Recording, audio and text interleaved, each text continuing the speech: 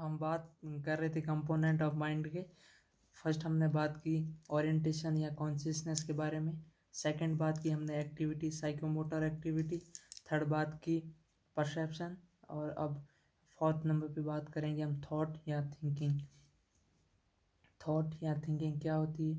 ये mental process है which include ideas. नए नए आइडियाज़ आते हैं मेंटली, यानी कि मेंटल प्रोसेस ही एक तरह का प्रोसेस है जिसमें नए नए आइडिया आते हैं। इसे हम थॉट्स या थिंकिंग कहते हैं। तो it is the mental process which include ideas. तो अब डिसऑर्डर देखते हैं, कौन कौन से डिसऑर्डर हो सकते हैं थॉट्स से रिलेटेड या थिंकिंग से रिलेटेड। कौन कौन से डिसऑर्डर हो सकते हैं, तो हम इसमें 4 कैटेगरीज, अलग अलग कैटेगरी में डिसऑर्डर पढ़ेंगे। उसमें सबसे पहले डिसऑर्डर ऑफ थॉट का, इसमें फ्लो या स्ट्रीम का डिसऑर्डर होगा। और सेकंड बात करेंगे हम फॉर्मल डिसऑर्डर्स। थर्ड बात करेंगे पोजीशन के, और फोर्थ कंटेंट के बात करेंगे। तो फर्स्ट पे बात कर रहे हैं डिसऑर्डर ऑफ थॉट में फ्लो या स्ट्रीम के थॉट में क्या क्या डिसऑर्डर होंगे। तो इस प्रकार के डिसऑर्डर ये जो मूड डिसऑर्डर्स यानी कि मैनिया और डिप्रेशन, इनमें देखने को इस प्रकार का थॉट दिखने को मिलेगा। इस प्रकार के थॉट के डिसऑर्डर देखने को मिलेंगे। तो सबसे पहला इसमें flight of ideas. Flight of ideas में the patient shift from one ideas to next idea very quickly, यानी कि एक आइडिया से दूसरी आइडिया पे जल्दी फटाफट ये क्विकली ट्रांसफ़र यहाँ की नहीं कि चेंजेस कर रहा है। यानी कि अगर एग्जांपल के तौर पे बात करें तो आज सुबह मैं 7 बजे उठा, वहाँ से मैं घर गया, शाम को मैंने पीला कपड़ा पहना। इस प्रकार के मतलब डिफरेंट डिफरेंट टाइप के होंगे। सुबह मैं हॉस्पिटल गया, आकाश का रंग ऐसा है, मैंने कल गाड़ी चलाई, आज मैं अभी शाम को कहीं जाने वाला हूँ, कल मुझे डॉक्टर के पास जाना है। अलग अलग थॉट्स, लेकिन इसका फ्लो तो है, हमें भी हम कैसे भी करके उसको समझ तो पा रहे हैं, लेकिन ये इस प्रकार अपने फ्लो को ये चेंजेस कर रहा है, शिफ्ट कर रहा है एक आइडिया से नेक्स्ट आइडिया पे। तो इस प्रकार के थॉट्स के डिसऑर्डर को हम फ्लाइट ऑफ आइडियाज़ कहेंगे। और ये इस तरह के पेशेंट हैं जो मैनिया वाले डिसऑर्डर्स हैं, मैनिया के पेशेंट है, उनके अंदर डिसऑर्डर ये देखने को मिलेगा हमें। अब सेकंड बात करते हैं, फर्स्ट बात की फ्लाइट ऑफ आइडियाज़, सेकंड बात करते हैं पोवर्टी ऑफ आइडियाज़, यानी कि यहाँ थॉट्स रिटार्डेशन। रिटार्डेशन यानी बहुत कम हो गए। हम किसी को खड़ा होकर पूछेंगे कि आपका नाम क्या है, तो वह कुछ बोलेगा ही नहीं। दोबारा पूछेंगे तो धीमे से बोलेगा, तीसरी बार पूछेंगे तो धीमे से बोलेगा, चौथी बार और पूछेंगे तो वो धीरे से बोलेगा, यानी कि उसमें थॉट रिटार्डेशन है। तो इस प्रकार का पेशेंट है, ये डिप्रेशन के पेशेंट है, उनमें ज़्यादा देखने को मिलते हैं पोवर्टी ऑफ आइडियाज़, और इसे थॉट रिटार्डेशन भी कह सकते हैं। तो the patient given slow response with low tone और वॉल्यूम ऑफ स्पीच। रेस्पॉन्स भी स्लो है और उसकी आवाज़ है वो भी, इसकी टोन भी कम है और कम ही आवाज़, जो स्पीच है वो लो वॉल्यूम में बोल रहा है। अब नेक्स्ट है फ्लो या स्ट्रीम के डिसऑर्डर। फर्स्ट बात की फ्लाइट ऑफ आइडियाज़, सेकंड है पोवर्टी ऑफ आइडियाज़, थर्ड है थॉट ब्लॉकिंग। थॉट ब्लॉकिंग में यानी कि कोई भी उस पेशेंट से हम बात कर रहे हैं तो सस्पेंस क्रिएट कर देगा।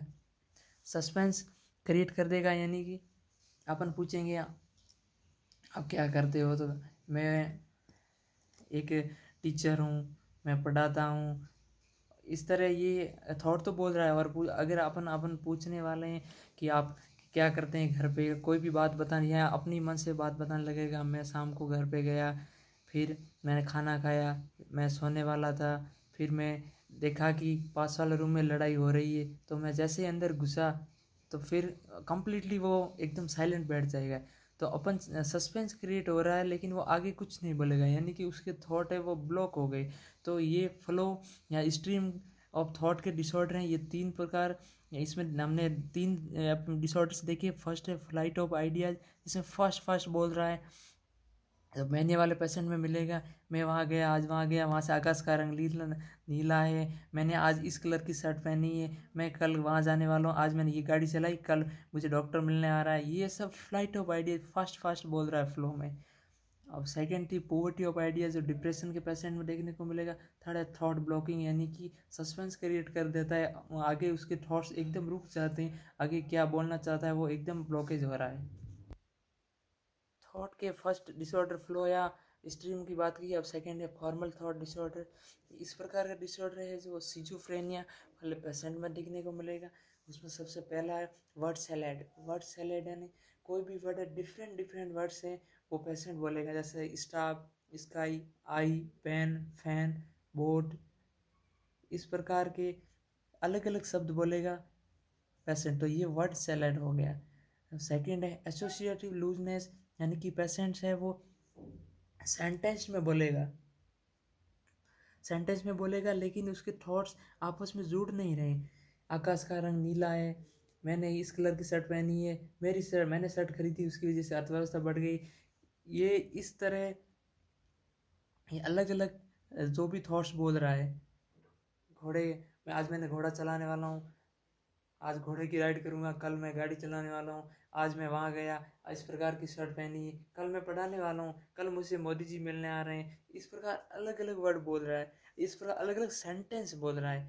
वर्ड सैलेड में तो वर्ड बोलेगा अलग अलग, जबकि एसोसिएटिव लूजनेस या लूजनेस ऑफ एसोसिएशन में ये अपने वर्ड सेंटेंसेस है उसको एसोसिएटिव नहीं कर पा रहा है। तो इसमें सेंटेंस है जो वो कम्प्लीटली पेशेंट है वो उनको एसोसिएट नहीं कर पा रहा है, यानी कि a patient completely losses the association of thoughts को एसोसिएट नहीं कर पा रहा है, उन आपस में सेंटेंस को जोड़ नहीं पा रहा है। तो इस प्रकार का ये डिसऑर्डर सिजोफ्रेनिया में मिलेगा। और ये सिजोफ्रेनिया के 4 सिम्टम होते हैं, इसमें एक ये भी सिम्टम शामिल है जो एसोसिएटिव लूजनेस या लूजनिंग ऑफ एसोसिएशन, ये एक 4 सिम्टम्स होता है सिजोफ्रेनिया का, उसमें ये भी शामिल है। तो वर्ड सैलेड में तो वर्ड अलग अलग बोल रहा है, जबकि एसोसिएटिव लूजनेस में सेंटेंस अलग अलग बोल रहा है। अब थर्ड है फॉर्मल थॉट डिसऑर्डर का, थर्ड है डिटेलमेंट। डिटेलमेंट यानी कोई भी टॉपिक पे बात कर रहा है, यानी कि पैराग्राफ में बात कर रहा है। अगर आपको कुछ बोलना है कि भ्रष्टाचार पे ये बात करो, तो भ्रष्टाचार पे आप काफ़ी 5-6 लाइनें बोलेंगे, उसके बाद जस्ट कोई दूसरा टॉपिक पकड़ लेंगे, आप कोई दूसरा रिलेटेड टॉपिक पकड़ लेंगे। तो इस प्रकार वो डेविएशन यानी कि अपने अपने टॉपिक से वो विचलित हो गया, तो इसको हम डिरेलमेंट बोलेंगे। डिरेलमेंट यानी डिरेलमेंट यानी कि अपनी, यानी कि ट्रेन पटरी से उतर गई है। इस प्रकार ये इसमें चेंजेस देखने को मिलेंगे, यानी कि चेंजिंग द टॉपिक्स। पैराग्राफ होगा, कुछ समय के लिए इसके बारे में बात करेगा, फिर कोई दूसरा टॉपिक छेड़ देगा, और फिर इस प्रकार की डेफिनेशन। इसमें deviation from normal thought process, normal thought है उससे डेविएशन यानी विचलित हो जाएगा, नॉर्मल थॉट प्रोसेस चल रहा है उससे अलग बात करेगा। तो इनों में डिफरेंस तीनों में यही है कि वर्ड सैलेड में ओनली वर्ड्स डिफरेंट होते हैं, एसोसिएटिव लूजनेस में सिर्फ सेंटेंस अलग अलग होते हैं, और जब डिटेलमेंट में पैराग्राफ में अलग अलग पैराग्राफ उसके बारे में ये बात करेगा, चेंज टॉपिक करेगा। इसके बाद फॉर्मल थॉट का डिसऑर्डर नेक्स्ट है सर्कमस्टेंशियलिटी। सर्कमस्टेंशियलिटी में पेशेंट को हम कुछ पूछेंगे कि आप सुबह कितने बजे उठते हैं, तो वो सीधा ऐसे ही बोलेगा, मैं सुबह नाश्ता किया, दोपहर को मैं बाज़ार में गया, कुछ सब्ज़ी लेके आया, शाम को मैं घर आया, शाम को मैंने खाना खाया, फिर मेरी किसी से लड़ाई होगी, फिर मैंने टीवी नहीं देखी, फिर मैं सो गया और सुबह 7:30 बजे उठ गया। तो हमने पूछा क्या कि आप सुबह कितने बजे उठे, तो 7:30 बजे उठे, लेकिन वो आंसर बता रहा, वो एंड में बता रहा है, पहले कोई दूसरी बातें कर रहा है, फालतू बातें कर रहा है, यानी कि अपने को घुमा रहा है, और लास्ट में वो एकदम करेक्ट आंसर देगा कि 7:30 बजे मैं मॉर्निंग में उठा। तो ये सर्कमस्टेंशियलिटी में the patient talks about the several topics but at the end he or she always reach to the target answer. Target answer तक वो पहुंच जाएगा, मतलब अपने को सही बताएगा, लेकिन घुमा फिरा के लास्ट में अपन को बताएगा कि ये सब जो भी हमने क्वेश्चंस किया उसका सही आंसर मिलेगा। तो ये अपन देख सकते हैं सर्कमस्टेंशियलिटी मैंने घुमा के बात करेगा और लास्ट में आंसर देगा। फॉर्मल में नेक्स्ट है टेंजेंशियलिटी। इसमें क्या है, पेशेंट को हम उसको क्वेश्चंस तो करेंगे कि सुबह कितने बजे उठे, अगर वापस वही क्वेश्चन करें तो वो इस प्रकार में पेशेंट को बोलेगा, सुबह मैं नाश्ता किया, मैं फिर दोपहर बाहर गया, शाम को मैं खाना खाया, मैंने टीवी देखी, फिर मैं सो गया, फिर वो बताएगा ही नहीं आगे, यानी कि वो अपने टारगेट आंसर तक नहीं पहुंच पा रहा है। ये नहीं बोलेगा कि मैं सुबह मॉर्निंग में 7:30 बजे उठा, नहीं बोल पा रहा है, यानी टारगेट आंसर को कैचअप नहीं कर पा रहा है। तो इसका इसमें the patient talks about the several topics but at the end he या she never reaches to the target answer, यानी कि वह अपने टारगेट आंसर को एंड तक रीच नहीं कर पा रहा है। इस प्रकार इसमें टेंजेंशियलिटी में, जबकि सर्कमस्टेंशियलिटी में वो अपने आंसर को एकदम करेक्टली एंड में रीच पहुंच जाता है, जबकि टेंजेंशियलिटी में अपने जो भी टारगेट आंसर है उसको रीच नहीं कर पाता है। इस दोनों में यही डिफरेंट है। अगर नेक्स्ट है फॉर्मल का डिसऑर्डर में थॉट परसेवरेशन में हम उनको पूछेंगे कि आपके अपने भारत के वर्तमान के प्रधानमंत्री कौन है, तो बोलेंगे श्री नरेंद्र मोदी। फिर अपन पूछेंगे वर्तमान में शिक्षा मंत्री कौन है, फिर बोलेगा नरेंद्र मोदी। राज्य मंत्री कौन है जहाँ पे आप रह रहे हैं, तो नरेंद्र मोदी। केंद्रीय मंत्री कौन है, तो नरेंद्र मोदी। यानी कि जो फर्स्ट क्वेश्चन उसका आंसर तो सही है कि प्रधानमंत्री नरेंद्र मोदी जी हैं, लेकिन लास्ट जो भी नेक्स्ट क्वेश्चन हम पूछ रहे हैं उससे उनका जवाब भी वह सेम ही दे रहा है, कोई डिफरेंसेस देखने को नहीं मिल रहा है। तो इसमें द पेशेंट गिव आंसर या रेस्पॉन्ड बियॉन्ड देयर रिलेवेंसी, यानी कि एक आंसर दे रहा है लेकिन उनके पीछे वो सेम आंसर दे रहा है। The person give right answer to the first question and less and then and the some answer is repeated for next new questions which will be wrong। जो फर्स्ट क्वेश्चन किया उसका जवाब हमें सही मिला है, लेकिन जितने भी आपने नेक्स्ट क्वेश्चन किए उनके जवाब सारे गलत हैं, लेकिन वह एक ही जवाब दे रहा है नेक्स्ट क्वेश्चन के। तो ये थॉट परसेवरेशन हो गया। अब नेक्स्ट है क्लैंग एसोसिएशन में। क्लैंग एसोसिएशन में पेशेंट क्या है, जो वर्ड है उनको राइम में या राइम में वर्ड या सेंटेंस को बोलेगा, जैसे rat bat mat set net, इस प्रकार की राइमिंग बनाएगा तो इसे क्लैंग एसोसिएशन बोलेंगे हम। और नेक्स्ट है नियोलॉगिज्म। नियोलॉगिज्म में क्या है, कोई भी पेशेंट भर्ती है तो वो इस तरह वर्ड बोलेगा जिसका कोई अर्थ ना हो, ना मासा द ऐसे कुछ कुछ ऐसे वर्ड बनाएगा जिसे कोई मतलब ना हो, अपन को पता ही नहीं और कोई मतलब ही नहीं निकलता हो।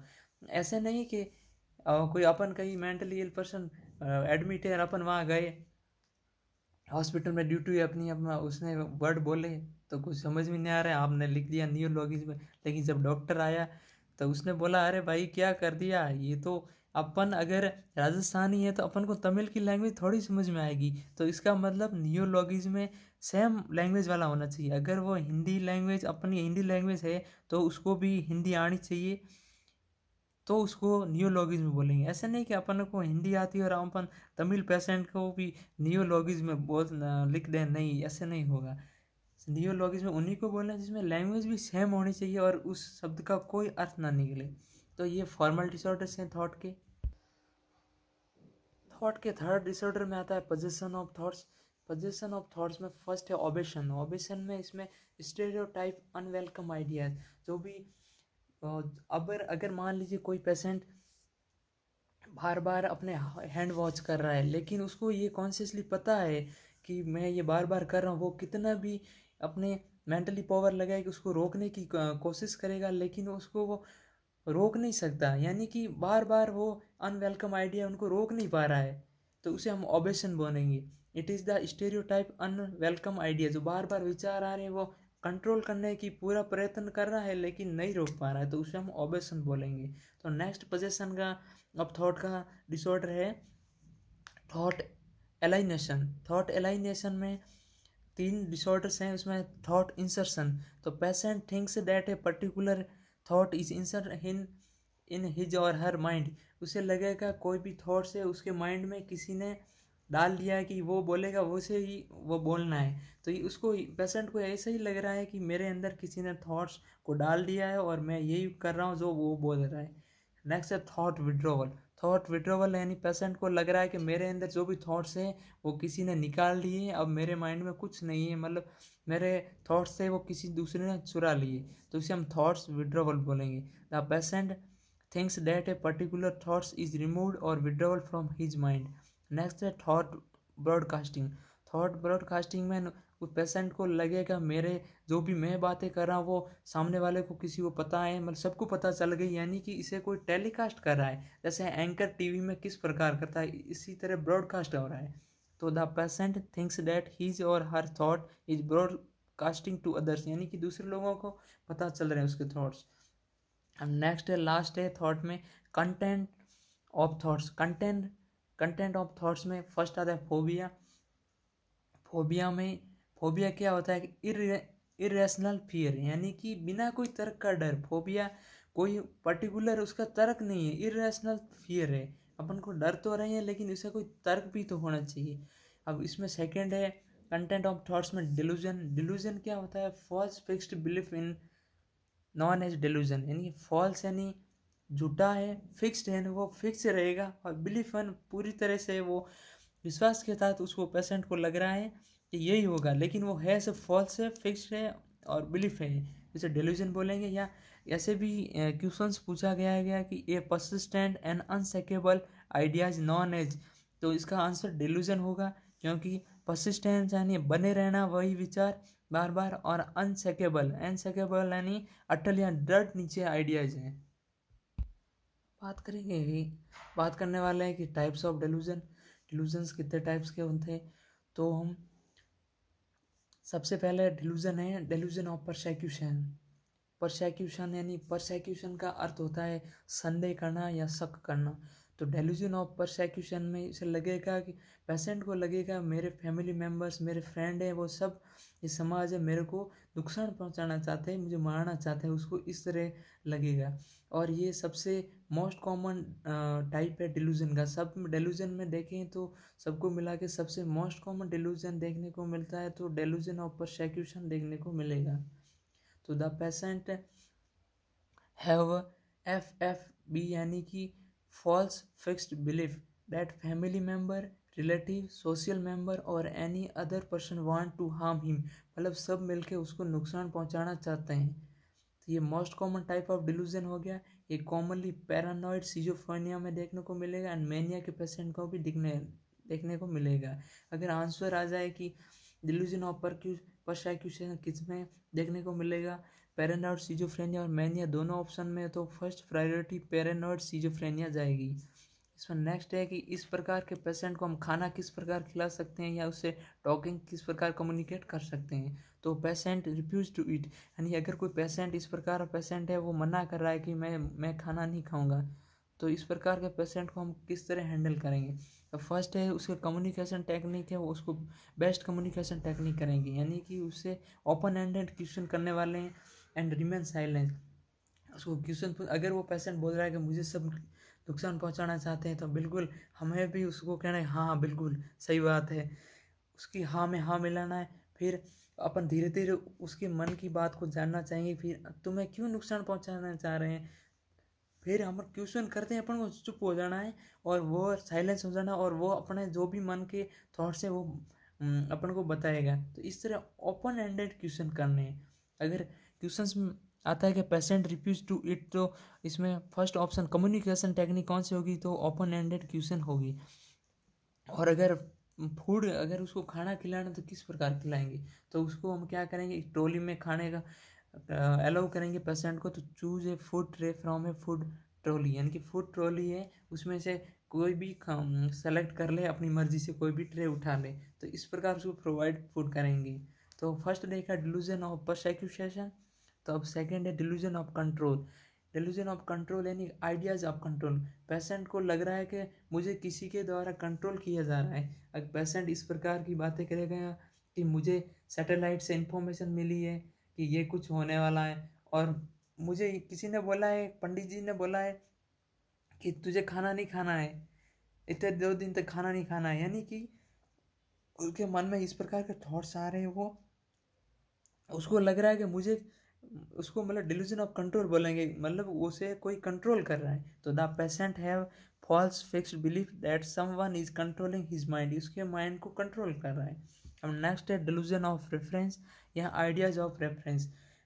इस प्रकार का डिल्यूजन हम जनरली इस प्रकार की कंडीशन हमारे अंदर भी मिलती है देखने को, क्योंकि हम कहीं पे जा रहे हैं और अगर कोई 2 लोग बात कर रहे हैं, वो अचानक हम 5 से उसके नियर से निकलते हैं तो वो हंसने लग जाते हैं, तो अपन को लगता है कि ये अपने बारे में बात कर रहे हैं और अपने पे हंस रहे हैं, तो ये डिल्यूजन ऑफ रेफरेंस हो गया। तो पेशेंट को लगेगा कि मेरे बारे में ये बात कर रहे हैं और मेरे पे हंस रहे हैं। तो the patient have false fixed belief that every 2 person are talking about he, मतलब जो भी अगर कोई भी लोग मिल रहे हैं तो वो उसके बारे में ही बात कर रहे हैं, इस प्रकार लगेगा। इस प्रकार का डेल्यूजन यानी कि एक डेल्यूजन ऑफ कंट्रोल और डेल्यूजन ऑफ रेफरेंस है, ये सिजोफ्रेनिया के पेशेंट में दिखने का मिलेगा। जबकि हमने डेल्यूजन ऑफ परसेक्यूशन है वो पैरानॉइड सिजोफ्रेनिया के पेशेंट में देखने को मिलेगा। तो नेक्स्ट है डेल्यूजन ऑफ ग्रैंडियोसिटी, यानी कि आइडियाज ऑफ ग्रैंडियोसिटी। ग्रैंडियोसिटी यानी अपने आप को महान समझना। अपन किसी को बोलेंगे कि आप ये काम कर दो, यस बिल्कुल ये तो हम काम कर सकता हूँ, अपने आप को महान समझेगा। यस आप क्या इस दीवार को क्या आप सही कर देंगे, यस बिल्कुल इस दीवार को तोड़ सकता हूँ मैं, इसमें हॉल कर सकता हूँ, इस प्रकार का वो फैकी वैकी बात करेगा। अपने आप को महान समझने लगा कि किंग मैं ही हूँ।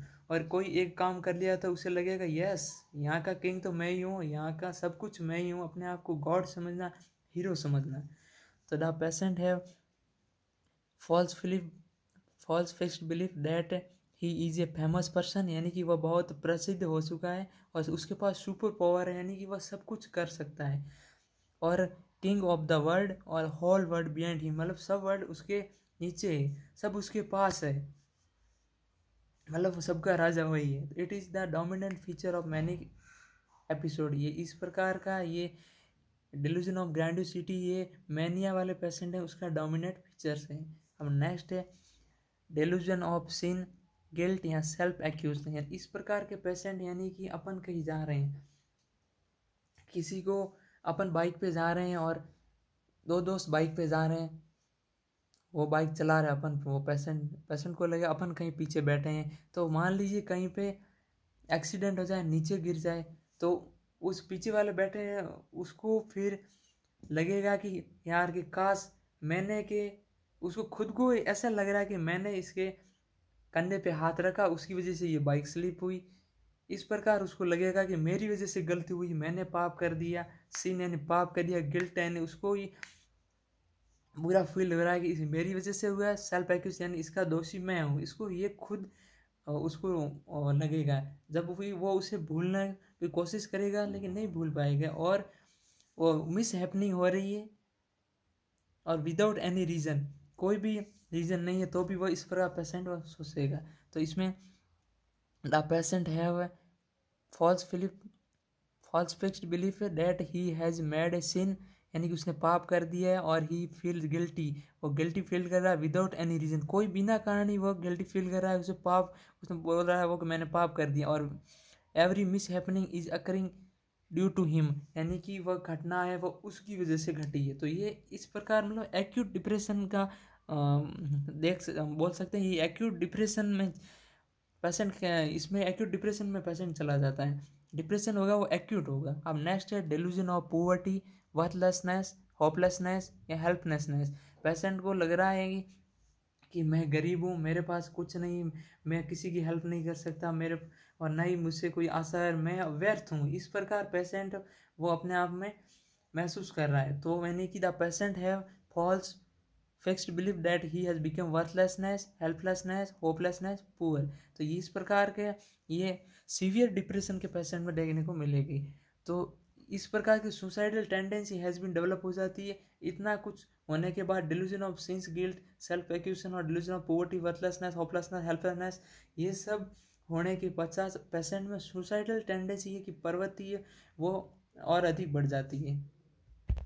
नेक्स्ट है डिल्यूजन ऑफ निहिलिज्म, निगेशन या कोटार्ड सिंड्रोम, यानी पेशेंट को लग रहा है कि सब कुछ खत्म हो गया है, अब मेरा कोई दुनिया में अस्तित्व नहीं है। इस प्रकार वह अपने आप को एक डिनाइल करने लग जाएगा कि मेरा कुछ अस्तित्व नहीं है, अपने आप को नकार रहा है। तो उसे हम डिल्यूजन ऑफ निहिलिज्म, नेगेशन या कोटार्ड सिंड्रोम बोलते हैं। तो the patient denial that existence of self and body, mind and world. All ये जब भी हमने ये ऊपर डेल्यूजन ऑफ सिंस गिल्ट और delusion of self accusation, delusion of worthlessness, hopelessness, helplessness, poor और डेल्यूजन ऑफ निहिलिज्म, ये तीनों प्रकार के डेल्यूजन हैं वो डिप्रेशन वाले पेशेंट में देखने को मिलेंगी। जबकि हमें डेल्यूजन ऑफ परसेक्यूशन पैरानॉइड सिजोफ्रेनिया में मिलेगा, डेल्यूजन ऑफ कंट्रोल और डेल्यूजन ऑफ रेफरेंस है ये सिजोफ्रेनिया वाले पेशेंट में मिलेगा, डेल्यूजन ऑफ ग्रैंडियोसिटी मैनिया वाले पेशेंट में देखने को मिलेगा। अब कुछ अन्य डिल्यूजनल डिसऑर्डर्स हैं जो पर्टिकुलरली हम उसके बारे में बात करते हैं। तो हमने थॉट्स के डिसऑर्डर पूरे हो चुके हैं। तो हमने थॉट्स में सबसे पहले फ्लो या स्ट्रीम के डिसऑर्डर के बारे में बात की, जिसमें flight of ideas, poverty of ideas और थॉट ब्लॉकिंग। और नेक्स्ट हमें फॉर्मल डिसऑर्डर थॉट के उसके बारे में बात की, वर्ड सैलेड, एसोसिएशन, लूजनेस, और साथ ही थर्ड डिरेलमेंट, फोर्थ है सर्कमस्टेंशियलिटी, टेलेंजियलिटी, और हमने बात की थॉट परजर्वेशन, क्लैंग एसोसिएशन और नियोलॉगिज्म। और नेक्स्ट बात की हमने पोजेशन थॉट्स के बारे में, उसमें सबसे पहला ओबेशन, नेक्स्ट है एलिएशन, एलिनेशन में फर्स्ट हमें thought insertion, thought withdrawal second, और थर्ड बात की हमने थॉट ब्रॉडकास्टिंग। इसके बाद हमने कंटेंट के बारे में, डिसऑर्डर के बारे में बात की, उसमें सबसे पहले फोबिया था, और नेक्स्ट है डिलूजन्स, और डिलूजन्स के टाइप पढ़े। तो अब ये एक अलग डिलूजन डिसऑर्डर्स हैं जो हम नॉर्मली सब में देखने को मिलते हैं। तो इस प्रकार ये फंक्शनल साइकोसिस है, यानी कि it is the part of functional साइकोसिस in which the patient is only suffering from specific type of delusion, यानी कि स्पेसिफिक टाइप का डिलूजन होगा। तो कुछ स्पेसिफिक डिलूजन्स कौन कौन से हैं डिलूजन्स, उसके बारे में बात करते हैं। डिलूजन ऑफ लव या इरेटोमेनिया, इस प्रकार के डिलूजन में टीन एज वाली गर्ल्स में ज़्यादा देखने को मिलेगा, यानी कि उनको लगेगा कि मेरे सपनों का राजकुमार आएगा और मुझे घोड़े पे बिठा के लेके जाएगा, उनको ऐसा लग रहा है कि मेरी शादी उसी के लिए हो रही है, मेरी शादी अंबानी के बेटे से ही होगी, उस प्रकार के उसमें थॉट्स आ रहे हैं। पेशेंट को लगेगा ये it is the common in teenage girls in which the patient have false fixed belief that a rich और famous person will marry to her. उसे लग रहा है कि मुझसे कोई अमीर आदमी ही शादी करेगा, मेरे लिए बना है, और फेमस पर्सन है, मैं उसी के लिए, और वो मुझसे शादी करेगा। तो इस प्रकार का डिलूजन्स ऑफ लव है, ये इसे हम इरेटोमेनिया भी बोलते हैं। नेक्स्ट है डिलूजन ऑफ इनफिडेलिटी या जेलसी या ओथेलो सिंड्रोम। एंड इस प्रकार के डिलूजन में पेशेंट्स है वो अब दूसरे पर शक करने लग जाएगा, एंड यहाँ उसे विश्वासघात कर रहा है उसके साथ। उसे लग रहा है, अगर इस प्रकार का पेशेंट है, अगर हस्बैंड वाइफ हैं, तो उसकी वाइफ को लगेगा कि मेरा हस्बैंड का दूसरे के साथ अफेयर्स हैं, कोई दूसरा पार्टनर है, और ये भी उसके साथ मिल गए और मुझे कुछ उसके बारे में बता नहीं रहे। तो इस प्रकार ये इनफिडेलिटी या इनफिडेलिटी, जेलसी या ओथेलो सिंड्रोम इसे हम बोलते हैं। तो इसमें जेलसी हो रही है, it is the delusion found in husband and wife in which the patient have false fixed belief that his or her partner is having extra marital affairs, यानी कि उसका किसी के साथ अफेयर चल रहा है। तो इस प्रकार के डिल्यूजन हम ओथेलो सिंड्रोम भी बोलते हैं। नेक्स्ट है कुछ स्पेसिफिक में, नेक्स्ट है डिलूजन ऑफ मिस आइडेंटिफिकेशन, जिसे हम कैपग्रास सिंड्रोम भी बोलते हैं। इसमें क्या होता है, अगर किसी फैमिली में 10 मेंबर्स हैं, पेशेंट हॉस्पिटल से घर पे आया, उसमें 9 लोगों को, तो 9 लोग हैं, उनको तो सबको पहचानता है, लेकिन अपनी माँ को नहीं पहचान पा रहा है। उसे लगेगा कि ये मेरी माँ नहीं है, कोई दूसरा इसी का हमशक्ल है, उसे इस प्रकार लगेगा पेशेंट को। तो यानी कि the patient have false fixed belief that his or her family member has been replaced by a stranger with same physical appearance, यानी कि अपनी माँ तो है, लेकिन उसे ये लग रहा है कोई अजनबी और मेरी के माँ की तरफ कोई दूसरा दिख रहा है। इस तरह वो अजनबी की तरफ व्यवहार करेगा, उसे पहचान नहीं पाएगा, उसे लगेगा ये कोई अजनबी है। यानी कि बोल सकते हैं कि कोई हमशक्ल कैसे होते हैं, उस तरह डबल विजन दिखेगा उसे, यानी कि उसकी माँ तो है लेकिन वो पहचान नहीं पा रहा है, उसे लग रहा है कि कोई अजनबी है और मेरी माँ की तरह ये लग रहा है, उसकी तरह से हम दिख रहा है। इस प्रकार के डिलूजन को डिलूजन ऑफ मिस आइडेंटिफिकेशन या कैपग्रास सिंड्रोम बोलते हैं। एक और है नेक्स्ट जो फ्रेगोली सिंड्रोम। इसमें क्या होता है कि जो उसे इस प्रकार लग रहा है कि उसके फैमिली मेम्बर हैं, वो अपना फिजिकल अपीयरेंस यानी कि बार बार रूप या भेष बदल रहे हैं, कभी पुलिस वाला बन रहा है, कभी डॉक्टर बन रहा है, कभी कुछ अन्य बन रहा है। तो ये उसको लग रहा है कि मेरा फैमिली मेम्बर ही है, लेकिन वो अपना बार बार फिजिकल अपीयरेंस रूप ये बदल रहा है। The patient have a false fixed belief that his or her family member is changing his or her physical appearance, यानी कि बार बार अपना भेष चेंज कर रहे हैं। नेक्स्ट दो अन्य टाइप्स हैं जिसमें बिजार डेल्यूशन और नॉन बिजार डेल्यूशन। जबकि बिजार डेल्यूशन इन बिजारे का मतलब होता है विचित्र या अजीबोगरीब। इसमें बेचारे डिल्यूजन में पेशेंट जो पॉसिबल नहीं है वह बात करेगा, यानी कि साइंटिफिकली ऐसा हो नहीं सकता, नॉट पॉसिबल, इस तरह की बात करेगा। जबकि नॉन बिजारे में इस पर साइंटिफिक पॉसिबल है, इस तरह की बात है, मतलब ये पॉसिबल हो सकता है। अगर वो पेशेंट अपन को आके बोले कि मुझे कल रात को एलियन मिला था, तो अपन को कैसे मान, ये कोई पॉसिबल ही नहीं है एलियन मिला। ओके, मैंने कल वहाँ से आकाश से तारा तोड़ के नीचे लेके आया हूँ, तो ये पॉसिबल थोड़ा ही है। तो इसे हम बिजार डिल्यूजन बोलेंगे, which are scientifically not possible. Example है, I have met with a alien, यानी कि मैं कल एलियन से मिला था, उसे लगेगा। वो अपन को बोल रहा है कि मैं कल एलियन से मिला मिला मिला था, तो अपन भी तो सोच सकते हैं कि ये तो पॉसिबल ही नहीं है, जो साइंटिफिकली पॉसिबल नहीं है वो कैसे हो सकता है। तो इसे हम बिजार डेल्यूशन बोलेंगे।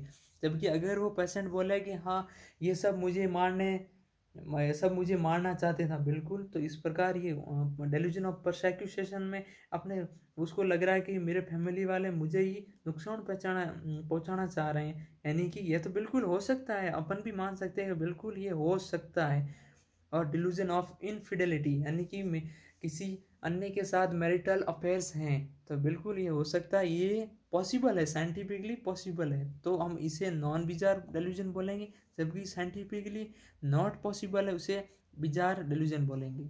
तो ये हमने थॉट्स और डेल्यूजन्स के बारे में बात की, इल्यूजन्स के बारे में बात की। अब नेक्स्ट हम बात करेंगे वो इमोशंस के बारे में बात करेंगे, वो नेक्स्ट वीडियो में बात करेंगे। तो आज के लिए इतना ही, धन्यवाद।